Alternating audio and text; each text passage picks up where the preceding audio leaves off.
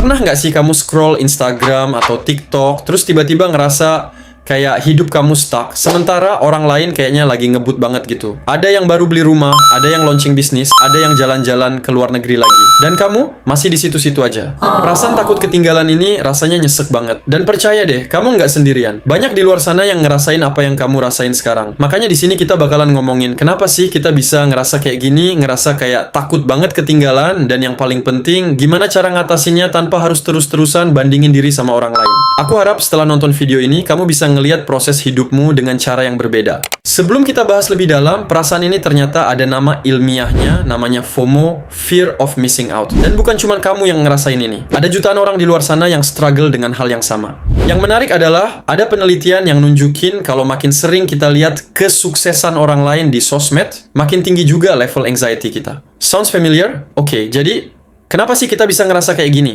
Pertama, jujur aja lagi-lagi karena sosial media. Serius deh, dulu sebelum ada Instagram atau TikTok, kita cuma tahu kehidupan teman deket kita aja. Sekarang, kita bisa lihat kehidupan 500 teman sekaligus, plus ribuan strangers yang bahkan nggak kita kenal. Dan what do they post? Highlight reel mereka. Pernikahan, wisuda, promosi kerja, liburan ke Bali, dan banyak lagi. Dari semua itu nggak ada yang posting tentang kegagalan mereka, nggak ada yang posting pas lagi nangis di kamar, nggak ada yang posting waktu mereka di-reject berkali-kali sebelum akhirnya dapet job itu.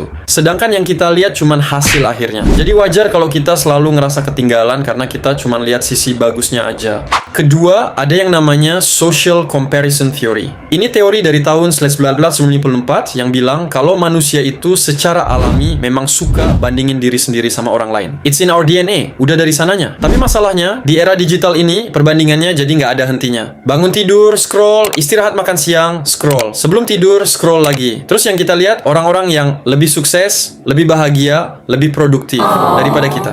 Dan ketiga, ini yang paling gak kita sadari. Society atau masyarakat punya standar atau timeline template yang mereka expect kita ikutin. Kayak lulus kuliah umur 22, kerja umur 23, nikah before 30, punya rumah umur 30-an. Padahal kenyataannya hidup gak berjalan kayak gitu. Perjalanan setiap orang beda-beda.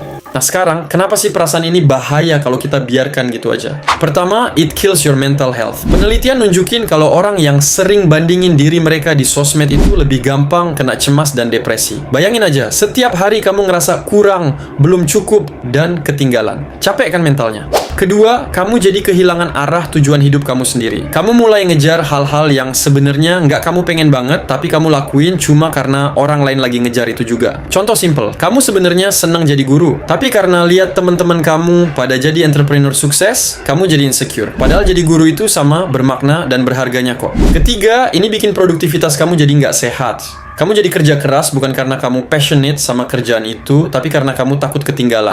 Ujung-ujungnya apa? Burnout, capek total. Dan yang terakhir, kamu jadi nggak bisa nikmatin momen sekarang. Kamu terlalu fokus ke masa depan yang harus dicapai sampai lupa nikmatin proses sekarang. Padahal, life is happening right now. Hidup itu, ya terjadi sekarang ini juga. Tapi, bukan berarti nggak boleh mikirin masa depan juga, boleh tapi dengan porsi dan tujuan yang sesuai. Oke, sekarang part yang paling penting. Gimana sih cara ngendaliin perasaan ini, perasaan takut ketinggalan ini? Pertama, coba deh batasi waktu kamu di sosmed. Serius, ini game changer. Unfollow akun-akun yang bikin kamu insecure. Set timer untuk scroll, atau bahkan coba sosial media detox semingguan. Percaya deh, hidup kamu nggak bakal hancur cuma karena nggak scroll IG seminggu. Kedua, tentuin sendiri definisi sukses menurut versi kamu. Coba duduk, ambil kertas, terus tulis. Apa sih yang beneran penting buat kamu? Bukan menurut orang tua, bukan menurut masyarakat, tapi menurut kamu. Mungkin sukses buat kamu itu punya work-life balance yang sehat. Mungkin juga sukses itu bisa bantu keluarga. Setiap orang punya definisi yang beda-beda kok. Ketiga, biasain bersyukur setiap hari. Coba deh setiap hari tulis 3 hal yang kamu syukuri atau kamu capai hari itu, sekecil apapun, kayak hari ini aku bangun tepat waktu.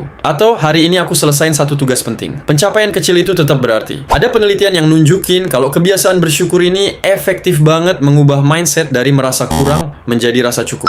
Keempat, fokus aja sama timeline kamu sendiri. Tahu nggak Vera Wang mulai desain baju di umur 40? Colonel Sanders bikin KFC di umur 62. Julia Child mulai masak profesional di umur 40-an. Kalau kamu ngerasa terlambat, inget aja, kamu tepat waktu kok untuk perjalanan kamu sendiri. Kelima, rayain setiap kemajuan kecil. Kamu nggak harus punya achievement gede setiap bulan. Kemajuan atau progres itu bisa sesimpel. Bulan ini aku lebih konsisten olahraga atau aku mulai belajar skill baru. Konsisten itu lebih penting daripada intensitas sesaat. Dan yang terakhir, perlakukan diri kamu dengan baik. Treat yourself like you treat your best friend. Kalau teman kamu bilang, gue gagal nih, kamu pasti nggak bakal judge dia kan? Kamu bakal support dia. Do the same for yourself. Lakukan hal yang sama buat diri kamu sendiri. Remember, hidup itu bukan perlombaan. Kamu nggak lagi lomba sama siapa-siapa. Kamu cuma perlu jadi versi yang lebih baik dari dirimu kemarin. Dan satu lagi yang penting banget, it's okay to feel FOMO sometimes. Itu manusiawi. Yang penting adalah, jangan biarkan perasaan itu kontrol hidupmu atau bikin keputusan yang nggak sesuai sama nilai-nilaimu. Progres itu nggak selalu kelihatan keren di Instagram. Kadang progres itu silent. Kayak pohon bambu yang bertahun-tahun kelihatannya nggak tumbuh, padahal akarnya lagi nguatin fondasi di bawah tanah. Terus tiba-tiba boom, dalam beberapa minggu dia tumbuh puluhan meter. So be patient with yourself, trust your process, dan ingat, kamu nggak ketinggalan, kamu cuman ada di jalur waktu yang berbeda dan itu nggak apa-apa. So, kalau video ini bermanfaat, jangan lupa like, subscribe, dan nyalain loncengnya biar nggak ketinggalan video-video selanjutnya. Ironik kan? Kita bahas takut ketinggalan, tapi aku minta kalian biar nggak ketinggalan video. Thanks for watching and see you di video selanjutnya.